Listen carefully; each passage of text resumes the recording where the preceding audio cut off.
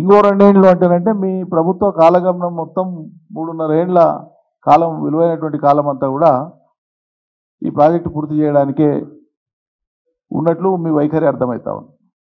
ఈ 10% పనులకు ఇంత ఇంత ఇరేషనల్గా ఎట్లా? ఇదేం పద్ధతి? దేనికోసం మీకు ఇంత సమయం కావాలి? అసలు ఈ ఏడాదిన్నర పాలమూరు రంగారెడ్డి మీద కట్టడం మన్నేయకుండా, ఒక పని చేయకుండా పూర్తిగా నిర్లక్ష్యం చేసిన దానికి మీ మీ ఈ నిర్లక్ష్యపూరిత బాధ్యతను ఏమనాలి? ఎట్లా అర్థం చేసుకోవాలి ప్రజలు? ఏడాదిన్నరగా అసలు పని చేసుకోకుండా, చేపట్టకుండా, ముట్టుకోకుండా ఉండేటువంటి మీ వైఖరిని ఎట్లా అర్థం చేసుకోవాలి? అది చాలదన్నట్లు మళ్ళీ ఇంకా 2 ఏళ్ళ.